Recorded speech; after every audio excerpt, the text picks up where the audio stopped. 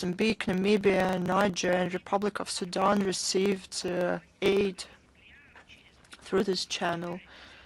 On October the 8th, through the port of Beira, Mozambique, we expect supplies for Zambia of consignment of Russian food worth 648 tons, yellow split peas. Besides, until the end of the year, we plan to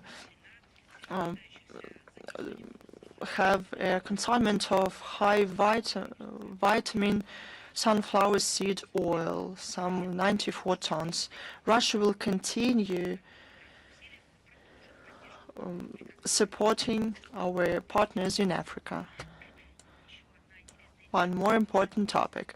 Within the 8th session of the Artek Child Camp, as well as dedicated to the 100th anniversary of the Center and the public diplomacy, a child program, the BRICS World, the World of the Future, took place. It brought together more than 150 children from BRICS plus countries. The main aim is to establish a platform of a new format for cooperation and joint work of talented children and teenagers. The main event of the program is the creation of the Child's Declaration of the World. It's a document prepared by the participants of this project, and it is addressed to the world community with call on cooperation, mutual respect, seizure of conflicts, and joint responsibility for the future of the planet. The final version was approved by 3,200 participants of this session from 76 countries. It is planned to be spread as an official document under the instruction of the Russian president.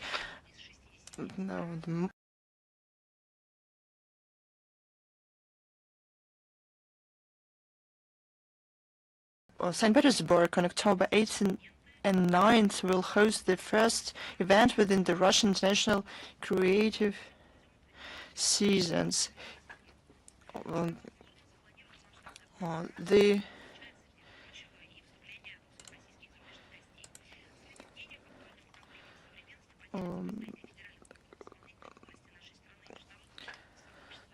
The symposium will be participated by representatives of federal bodies, international business community, and experts. The program is divided into 3 blocks: society, technology, and global cooperation.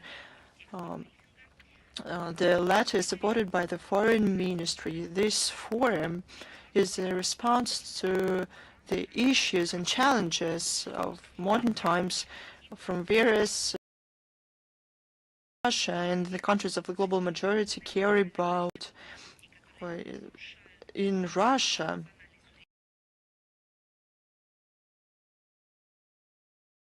they see an alternative to neoliberal pseudo-values. They destroy national sovereignties, perennial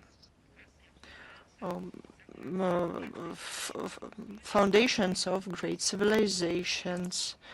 I'm sure that the forum will help develop contacts and expert discussions on relevant issues for the future of the whole humanity.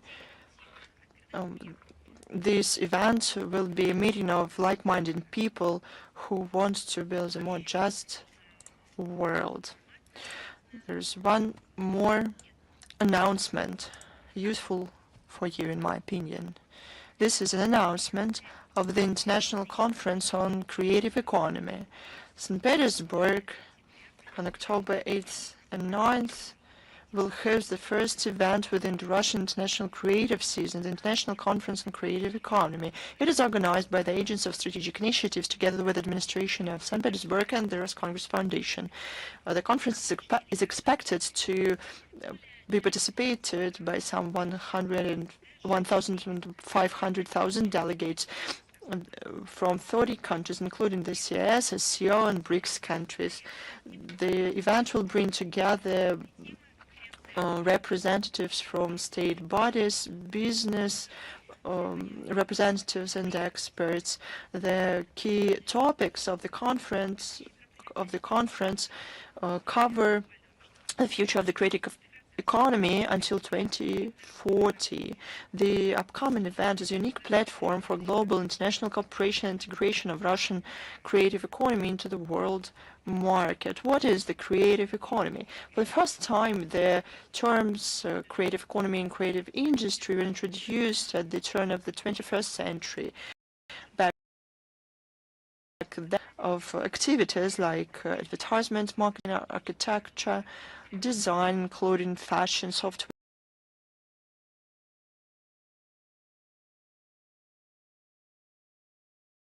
development, publishing, media, and some others. In 2024, the federal law on development a number of creative spheres based on historic and cultural heritage, including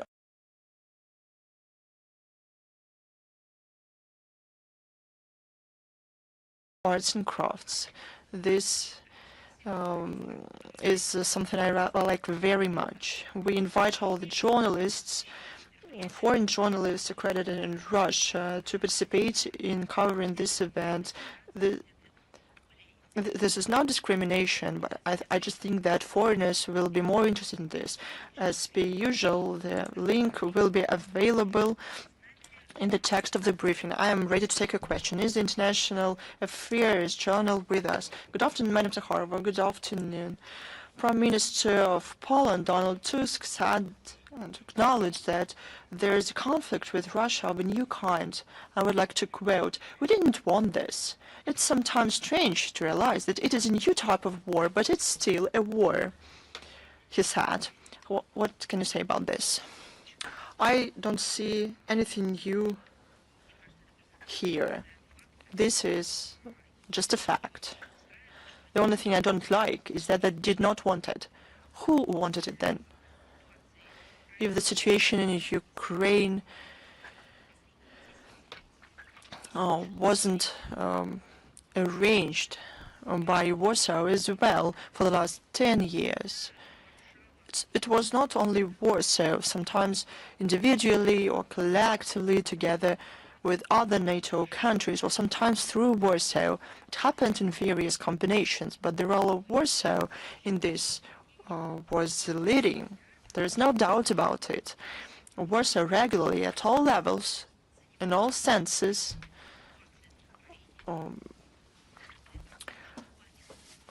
participated in the situation in Ukraine, so that this situation is exacerbated up life.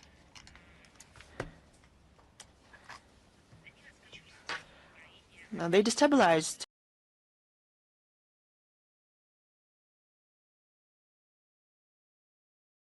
the situation in Ukraine. They provoked the crisis. On their territory, they trained militants for Maidan. They influenced political and internal political decision-making in Ukraine. They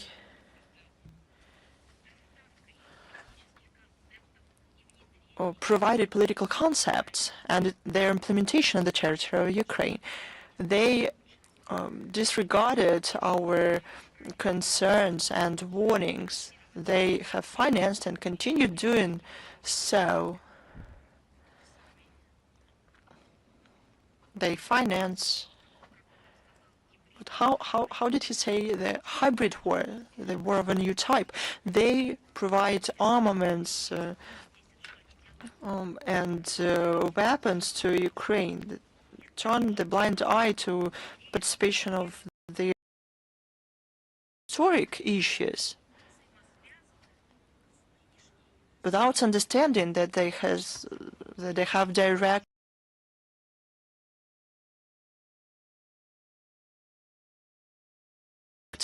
sympathize with the current situation. For some reason, they think that neo-Nazi gang in Ukraine has appeared, and for some reason Ukrainians have to pay tribute to the victims of the Volyn massacre.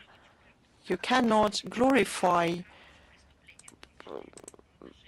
people who committed crimes against many people, including the Poles, and on the other side to honor the memory of victims. That cannot happen neither in grandchildren. The decisions of the Nuremberg Tribunal cannot be revised. The memory is sacred for us. Collaborations will never be glorified. We proceed from these ideas. We honor the memory of victims. We preserve the memory of heroes. We do not try and glorify collaborationists. We held national courts against collaborationists, but it happened otherwise in Ukraine, and it was sponsored in many cases by Warsaw.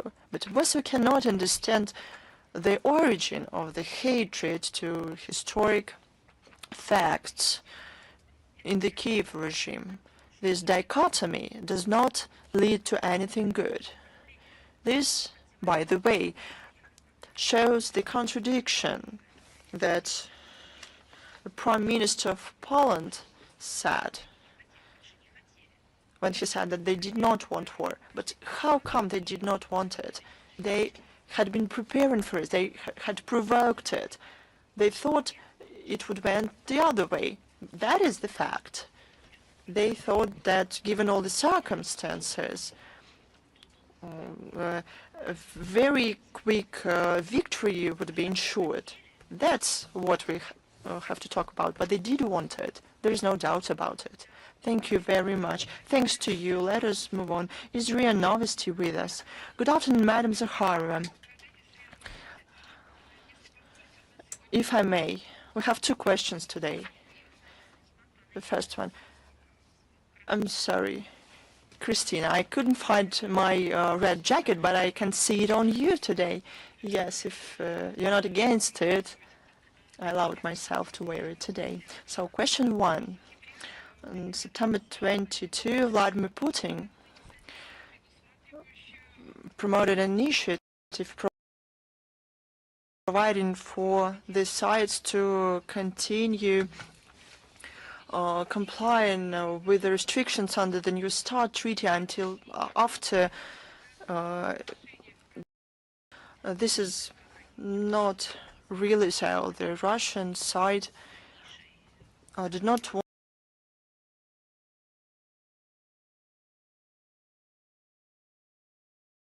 to find creative ways to partly prolong the New START treaty as a legally binding document. The treaty itself does not provide for an option to prolong it for the second time.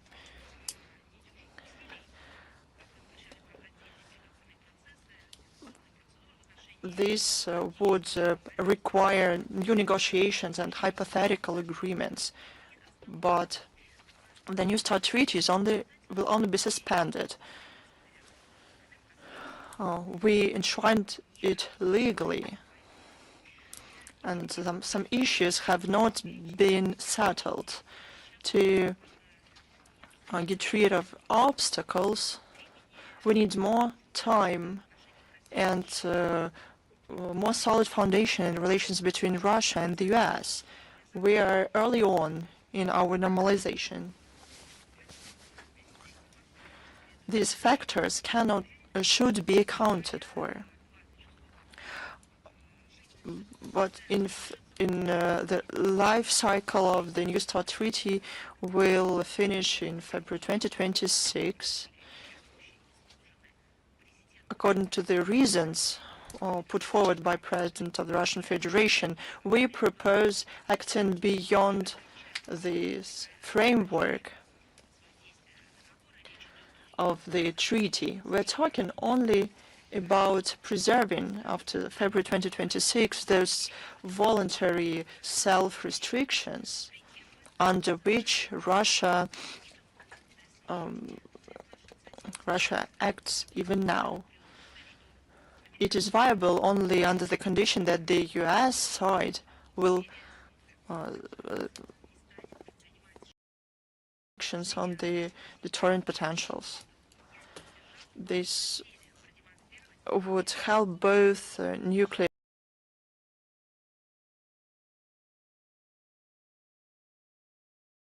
powers their responsibility in ensuring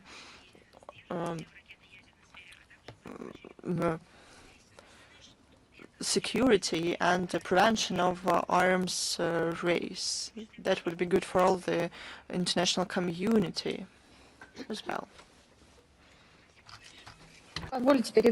Thank you so much. And if the second question, if I may, you may.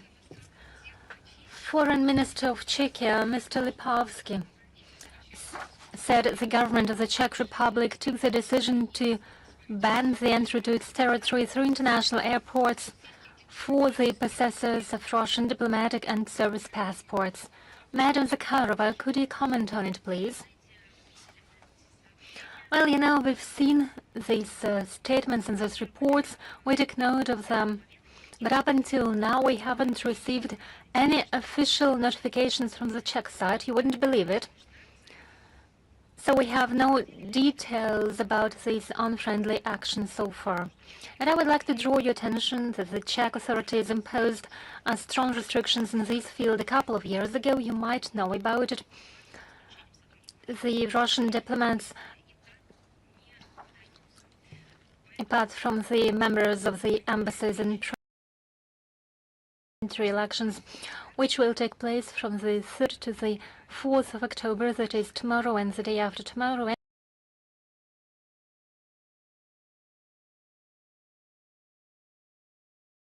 And apparently they needed an information campaign which would simulate their active activities. Well, seriously speaking, for example, the embassy of Czech Republic in Moscow might face difficulty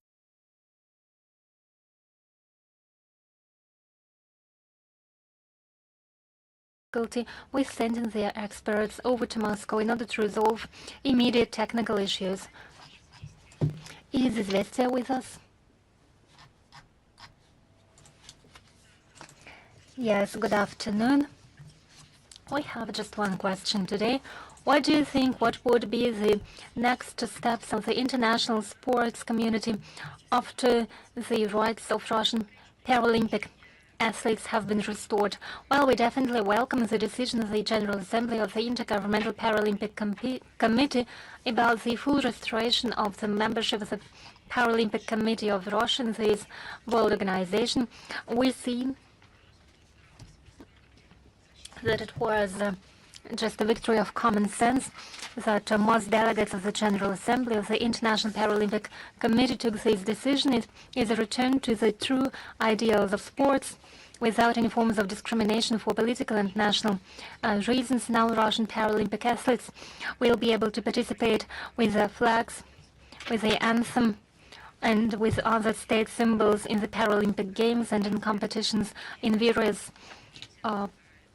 sports, be it athletics, swimming, powerlifting, stage hockey, or bullseye shooting. We hope they perform in the Paralympic, to compete in the Paralympic Games in Italy in 2026. We hope the International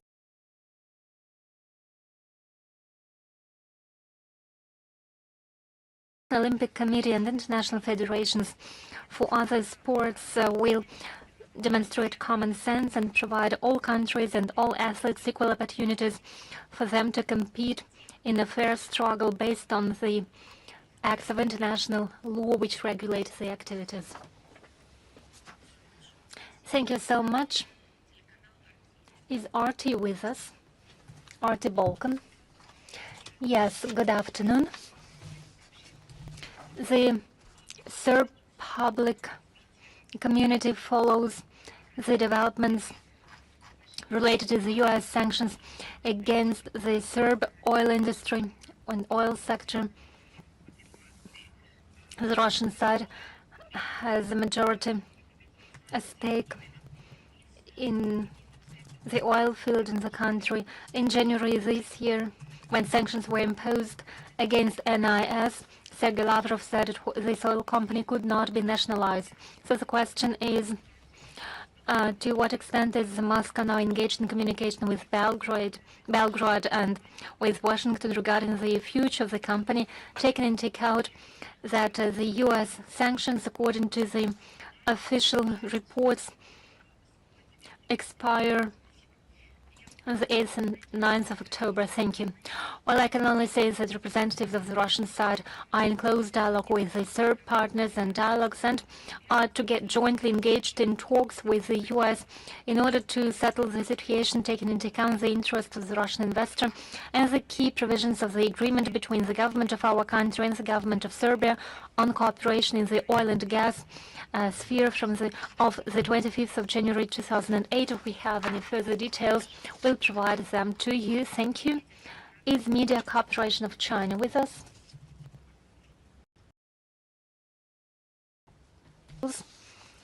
In China, the 8-day-long holiday period started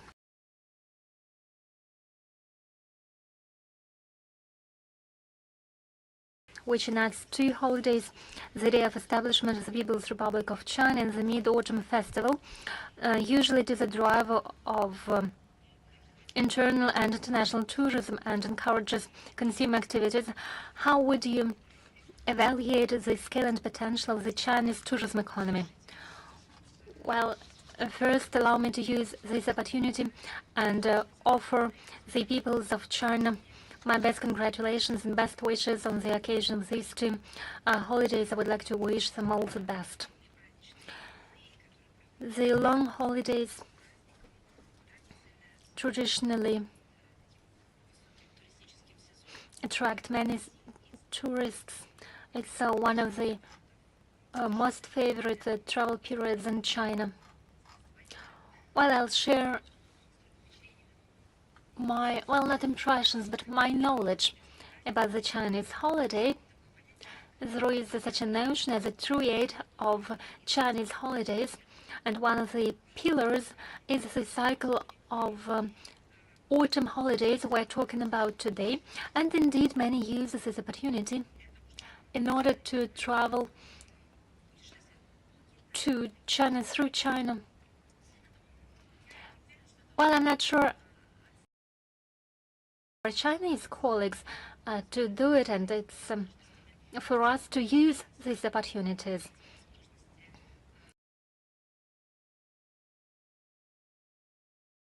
Especially now that there are lots of opportunities for this today, which is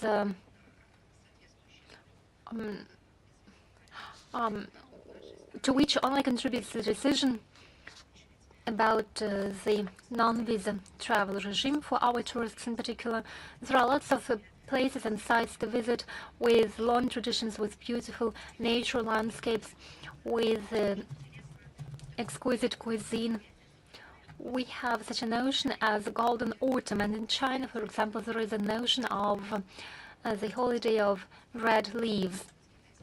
It is a literal translation from Chinese, and it is a very special period in the year cycle of natural cycle and the holiday cycle. So there are many things to look at and to see. So I can only wish to our Chinese friends who celebrate these holidays all the best, and I wish new impressions, new bright impressions to those who travel to China these days. Thank you. And my second question, if I may. President of the U.S., Donald Trump, recently on the 29th of September said he was going to impose 100% import duty on non-U.S. movies. In Truth Social, he said movie-making businesses have been stolen from the U.S. by other countries, just like stealing candy from a baby. It's the second time he's been raising this issue. after his statement of the 4th of May. What's your comment on that? How can it influence the global movie industry? Well, on the one hand, many people smiled when they read this piece of news, because US representatives have been spoken for many decades about the power of Hollywood, and it was justified. It is indeed a very strong industry, a strong business, a great established system for promotion and production. So it is a real grand empire, movie empire. But on the other hand, if we looked into it, if we look into this, authorities to return the production of holiday movies which are now produced abroad, not in the territory of the US.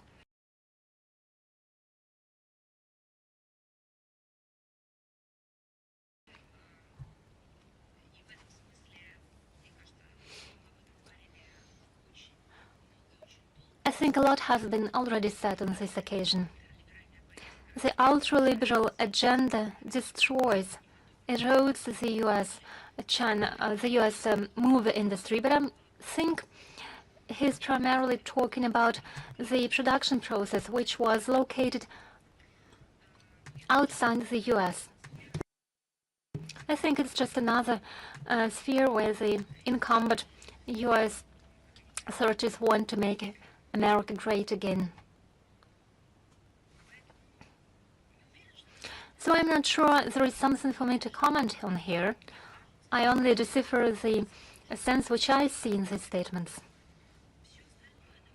All the rest, let's leave it to the critics, to observers, to the experts of the sphere, or just fans, for them to give their assessments to specific movies and the general state of the film industry. I can only add what is quite obvious. We've been talking about it for a long time. The movie industry in the West, the burden of the ultra-liberal agenda, the extremist ideology of LGBT with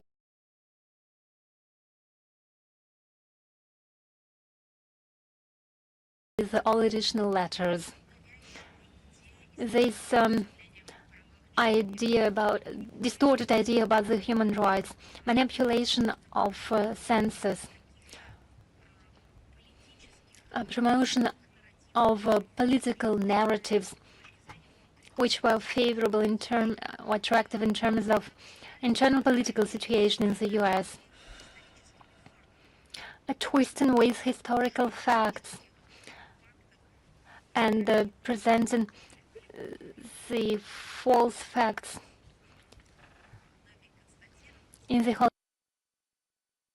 Мы говорили о том, что это не приведет к развитию кинематографа, и не только кинематографа, но и в целом культуры, искусства, что это приведет к обратному, не только к кризису в этой сфере. Этот кризис станет отражением кризиса в обществе, кризиса в душах людей, в их сердцах.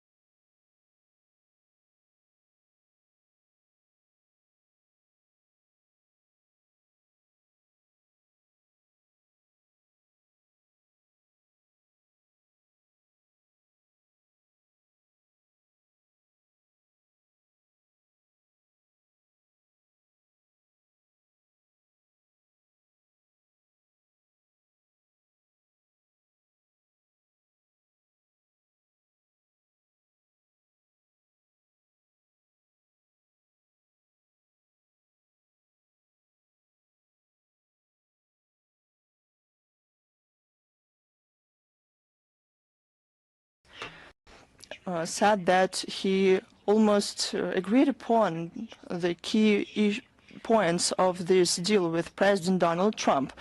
And now the sides start to practically implement it. The White House ostensibly received the list of wishes of Kiev. According to Zelensky, Ukraine wishes to sign an agreement to supply the US of Ukrainian drones worth $10 billion. But I would like to ask, but what for? So that these drones are supplied back to Ukraine? The head of the Kiev regime boasted that Patriot complex has been used by the Ukrainian army for 1 month, and they expect 2 similar systems this autumn. This is not the first time we hear about that. We heard that from the Kiev regime. We heard statements from the officials in Israel. We would like them to agree upon the official version. On September 29th, the Deputy Minister of Defense of Ukraine, Ivan Gavriluk, said that Kiev expects the supplies of Saab JC-39 Gripen fighters, Mirage complexes, and shipment of Press Secretary of the Defense Ministry of Sweden said that this is only under consideration. On September 29th, the Defense Minister of Germany at the Security Forum in Warsaw said that Berlin spent 9 billion euros to Ukraine. On September 30, the head of the European Commission, Ursula von der Leyen, said there's a decision to give a loan to Ukraine worth 2 billion euros to produce drones. This is no news. The trend has become stronger over the recent years. They show that all their rants about peace are of no value. That's what they do in reality. That's what they want.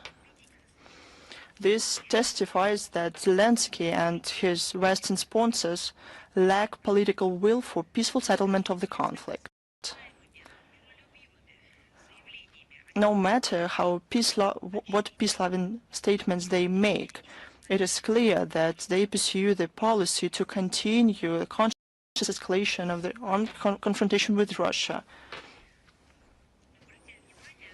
We took note of the participation of a Japanese historian in the celebrations dedicated to the 3rd years of the reunification between Russia and Donbass and Novorossiya.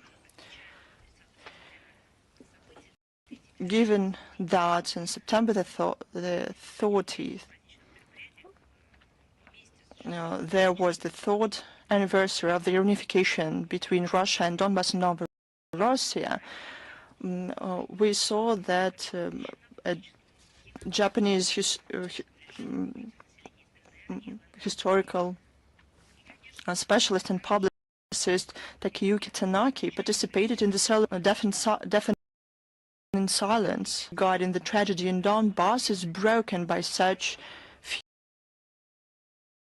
few but independent researchers. We are grateful, sincerely,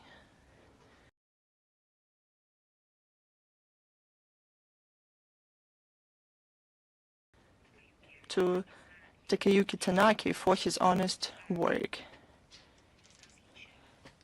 and for the fact that he cares.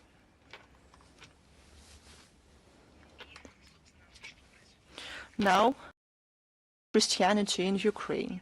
September 30 was to have seen the first session of the 6th Appeal Administrative Court in Kiev on the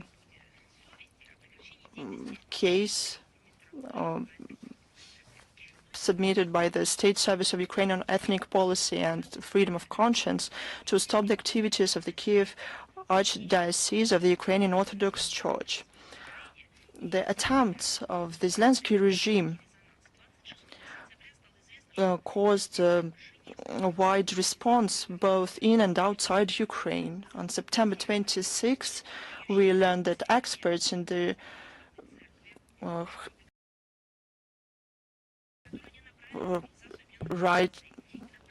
human rights organization International Justice for All documented systematic and outrageous persecution of the Ukrainian Orthodox Church, and in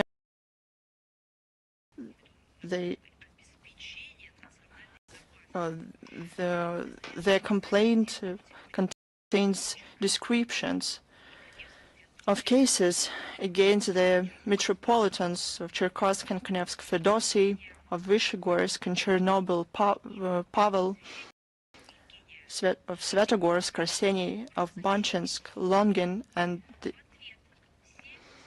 Evgeny Koshelnik, journalists and human rights defenders. As a response, 7 UN special rapporteurs on May 14th sent to the government of Ukraine an official notification confirming the violation of the international law. They reminded that the freedom of religion is an absolute and inalienable right, even during an armed conflict. On August 13th, this NGO sent to the U.S. Commission on International Religious Freedom an information note with a request to hold hearings about persecution of Christians in Ukraine, and recommended to include Ukraine in the list of countries of special concern. On September 29th, the lawyers of the Metropolitan, Cherkassk and Kanevsk-Fedosi filed to abolish all forms of detention because the Metropolitan needed to go to Geneva to give personal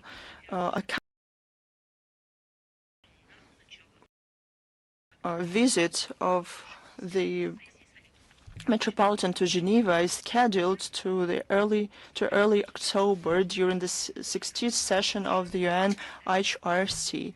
On September 29th, the leader of the young branch of the U.S. Republican Party, Katrin Whiteford, addressed the Ukrainian judges and asked them to defend justice. I'll tell you the quote. "Don't give in to pressure and don't become a tool of political repressions. Defend the law, not the tyranny. Let the officials know America and the whole world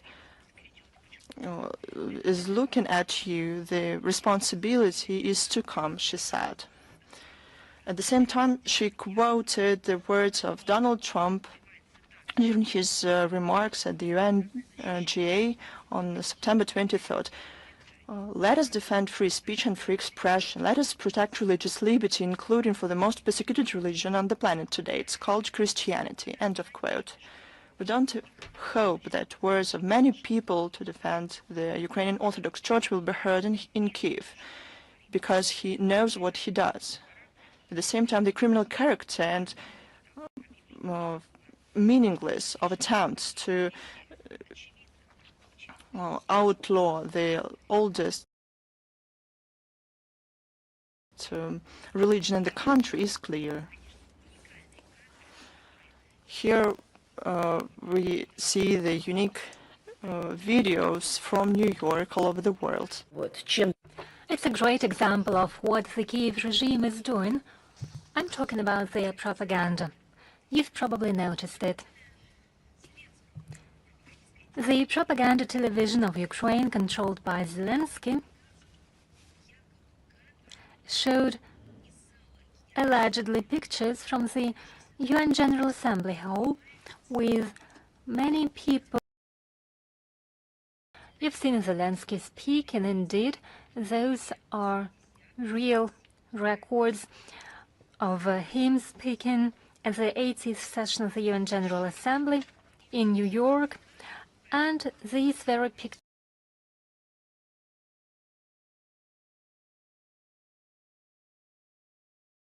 churches in Ukraine were listening to Zelensky. The problem is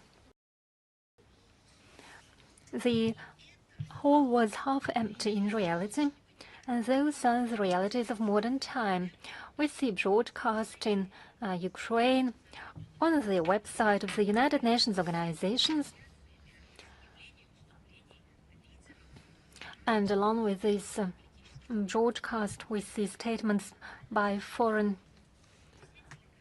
heads of on the websites of the ministries. Not everyone is present in the halls. There are note takers. There are those who listen to the statements in their official representatives or even in their countries. That's the world of today. And despite all this, although everyone knows about the practices that has established itself in the UN of the past years, nonetheless, the Ukraine propaganda doesn't shy away from any means. Why is this example so telling? Because it's exactly in the same way that they are fooling the peoples of Ukraine on other issues, on the situation on the battlefield, on the economy, on the humanitarian affairs. Everything is presented by the propaganda in exactly the same manner and spirit. Even more, there was an impression that the footprint broadcast in Ukrainian propaganda television were added by artificial intelligence, while the real chronicles. All these facts and many facts were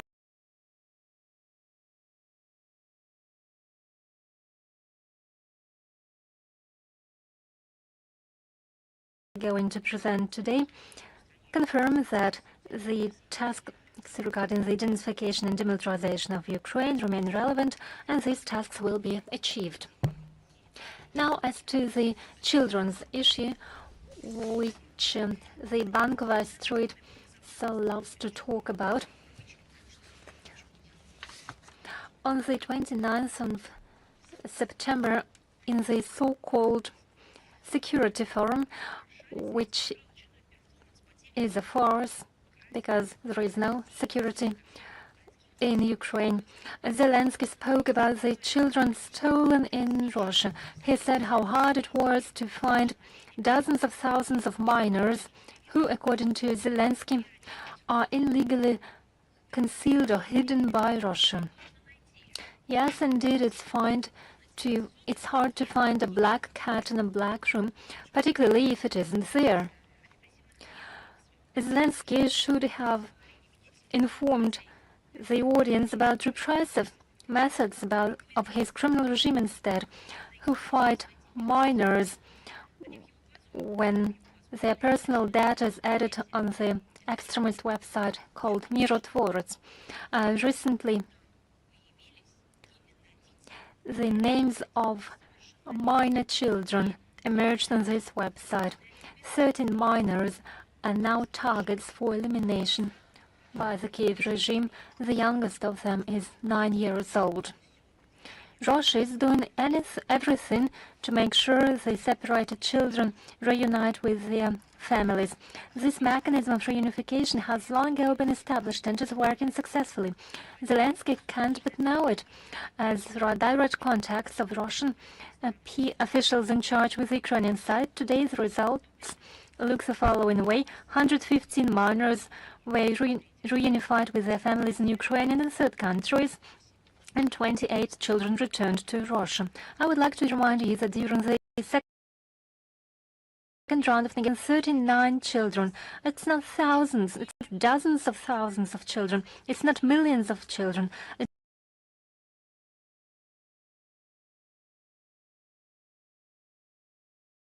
just 339 names.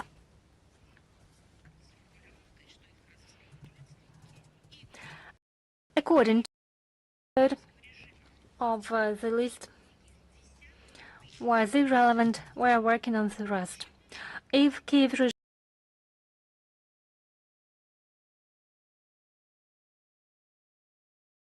regime has information about dozens of thousands of Ukrainian children. Why don't they hand these lists over to us? I'm talking now to the citizens of Ukraine. Demand them to publish what they are talking about.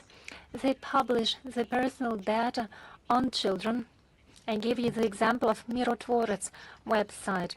Why don't they publish the data of children who are allegedly sought by their families? Because it is only a comedy. They are not searching for children. They only play this trump. It is nothing but lie what Zelensky is talking about. What's most terrible, he knows full well about it. In his statement in Warsaw, he said publicly that such a list of children, he doesn't possess such a list of children at this stage. Why? Because this list is only to be drawn up. Have you ever heard anything of the sort? If from day one of the millions of children looked after, why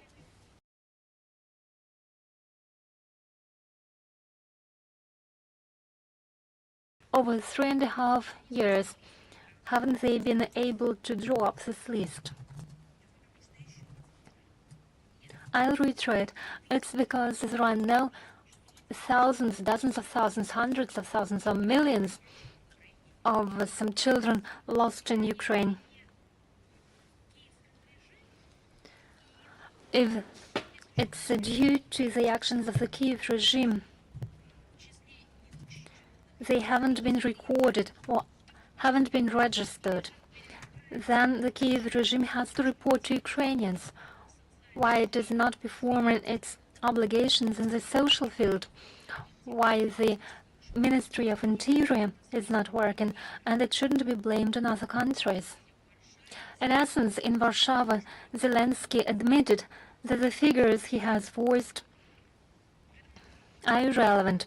He continues to lie about children who returned from Russia. He's talking about 1,600 children. Can you imagine? Why these figures? Where do they come from? Where has he found 1,485 people that Ukraine allegedly found and returned from Russia? Where are the records? Where are the names of these children? Where are the facts? Where is the evidence? Each and every case of reunification of children, and it's not possible to bring out of the country such an amount of children without the knowledge of Russian authorities.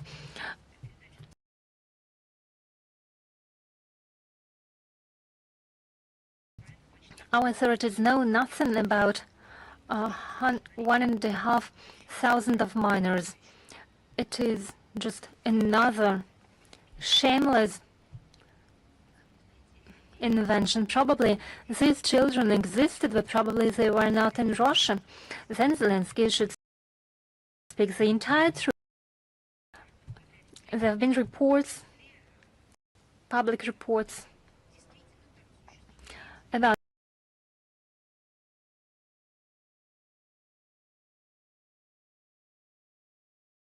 the children who really are, about the many Ukrainian children who were unrecorded or lost or brought out of Ukraine and left in the countries of Western Europe. So they should say the entire truth, that 1,500 minors were returned to Ukraine from NATO countries. They should say how they were returned. These figures, I'm talking about the number of Ukrainian children lost in the territories of Western Europe, are available to Western human rights defenders. They were openly available, and they emerged on the specific websites. Exactly the same figures of the number of children who were separated from their children in the NATO countries were available to Ukraine. orphan houses are brought out from Ukraine to Western Europe.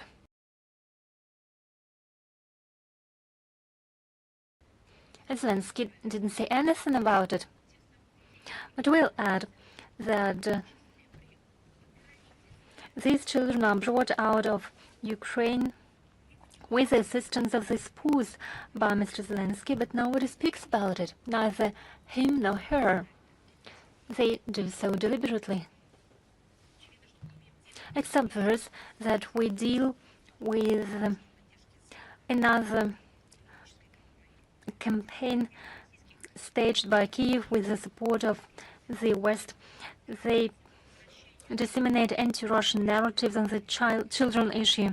They created an entire coalition to return Ukrainian children, and another gathering took place on the 23rd of September in New York during the high-level week of the 80th session of the General Assembly. Sound people have long ago realized that these gatherings have nothing in common with the real care for children and simply discredit their participants. The issues related to children are emotional and sensitive, so the Zelensky regime just exploits these issues, and the real problems of Ukraine are not what they care about. And I would like to speak on the topic that I mentioned in the beginning, and I told you that I'm going to get back to it. On the 30th of September, the citizen population of Donbass expressed their rejection to the Russophobic politics of the Kiev regime, the neo-Nazi regime that came to power as a result of coup d'etat of subhumans. I don't want even to repeat it, but I have to. I'm forced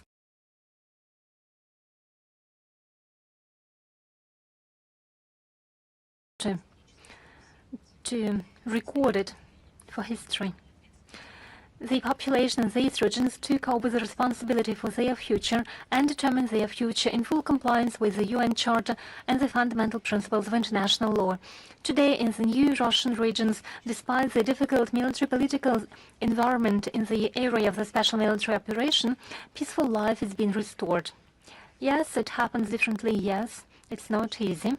Yes, it happens with pain, with sorrow. Thanks to heroic deeds by the population, I'm talking about civilians, but nonetheless, the peaceful life has been restored. There have been created favorable conditions for investors.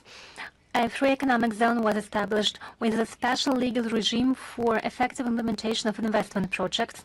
In order to facilitate international trade in the ports of Mariupol and Berdyansk, we intend to open control points through the checkpoints through the state border. Donbass and Novorossiya have vast industrial potential. There are great industrial plants for coal production and processing, for metallurgy, machine construction, and energy plants, pharmaceutical and chemical and food production plants. The Ministry of Foreign Affairs contributes to the enhancement of contacts between foreign investors with these regions. On the 22nd, Kherson Oblast with the Republic of Nicaragua, these agreements open a path for establishment of cooperation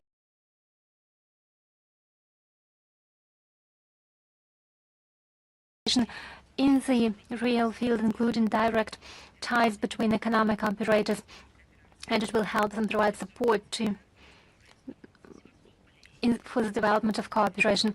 On the 22nd of September, the government of Sevastopol and the Foreign Ministry of Nicaragua signed an agreement about cooperation in the trade and economic field on science and social and humanitarian issues, and it will contribute to multi-faceted cooperation with Nicaraguan partners, and it will create conditions for the Nicaraguan to the 15th of September. Kherson Oblast paid a visit to Belarus, where he was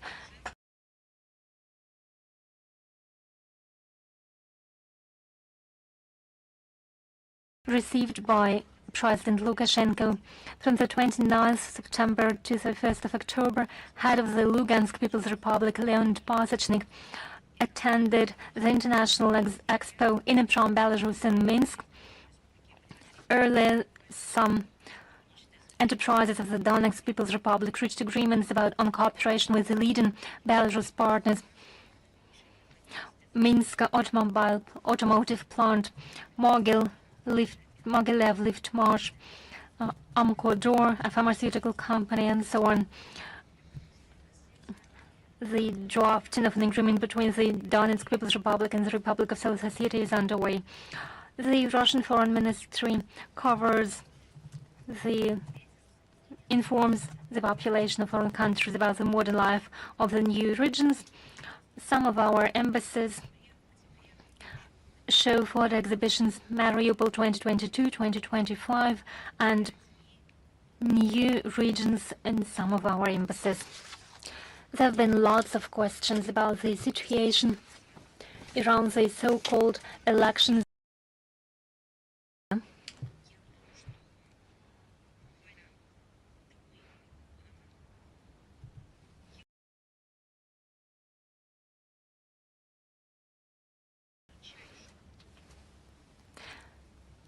It is a good occasion to think about where manipulation with democracy can lead along the Western lines. It can't be described as anything but a circus. On the 28th of September, well, how can I say that elections were held? There was an attempt to hold parliamentary elections. How can we describe as elections what we all have observed? Moldova political analysts were quite direct in their assessments. They called them farce and imitation. I believe the operation to save the Chisinau regime would be the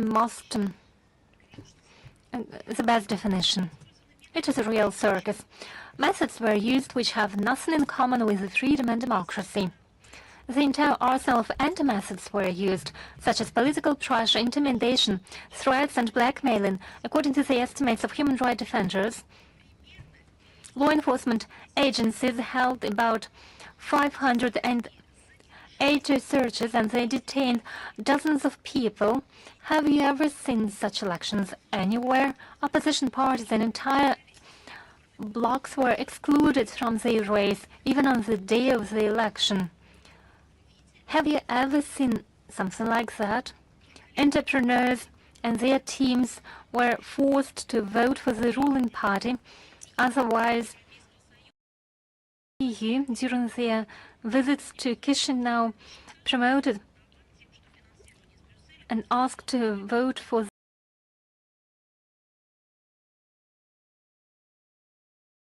the ruling party.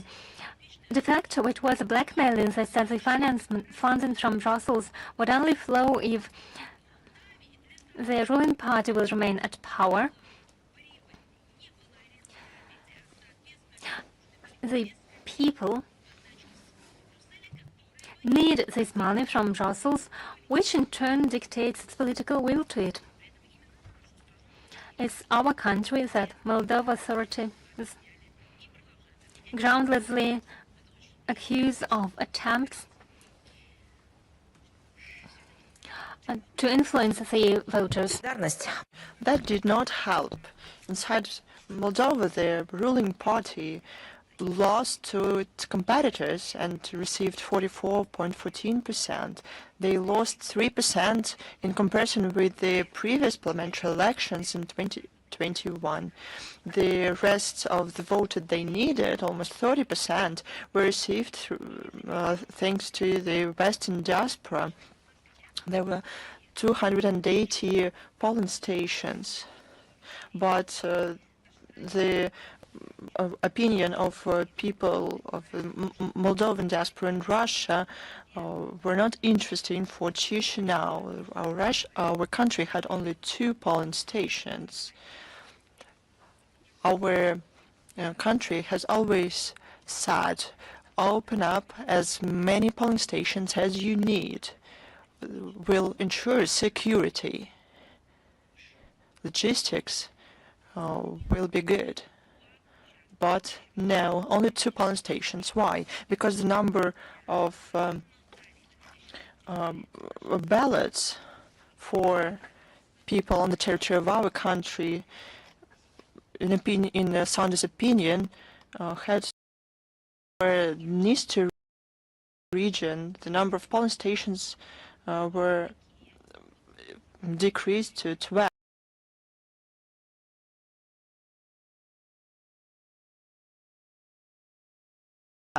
And the access was as difficult as possible. The experts point out that the falsified 7 cases of the violations of the election process, while during the previous parliamentary elections,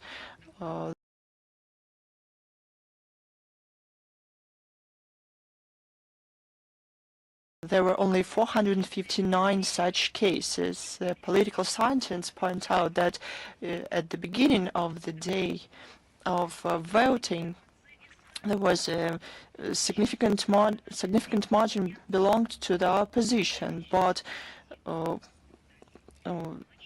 later on, while the protocols were counted, the system of Central Election Commission started to regularly stop responding. After that, the figures started to be in favor of the ruling forces. There's a gap between the official data of the Central Election Committee of Moldova and the protocols on certain polling stations. The processing of protocols lasted almost the whole night, while the voting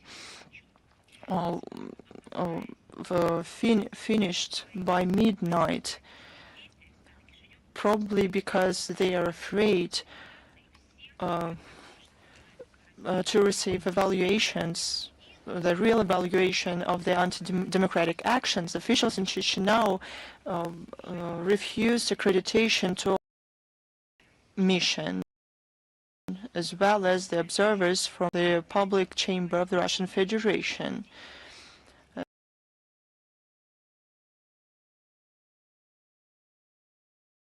A special topic is the voting in the Western countries. At the election day, the social networks saw a lot of invalid boxes being partly full at the beginning of the day, and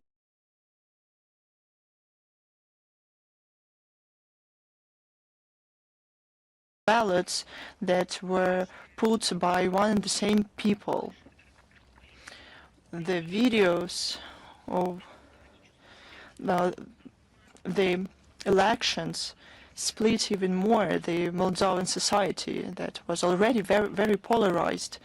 The supporters of the opposition in Moldova said that they don't recognize the outcomes of the voting. On September 29, the Patriotic Bloc held a rally in the center of Chisinau against falsification and sent 45 complaints to the Central Election Committee regarding the violations during the parliamentary elections. The authorities responded with the only thing they can do with repressions. On September 30, there was a series of searches within ostensibly a criminal case regarding the illegal financing of political parties and money laundering. The same day, the court in Chisinau pronounced verdict to former MP, the member of the opposition bloc, Victory Marina Tauber, to hold public posts for 5 years. In May 2024, she was given the Russian Order of Friendship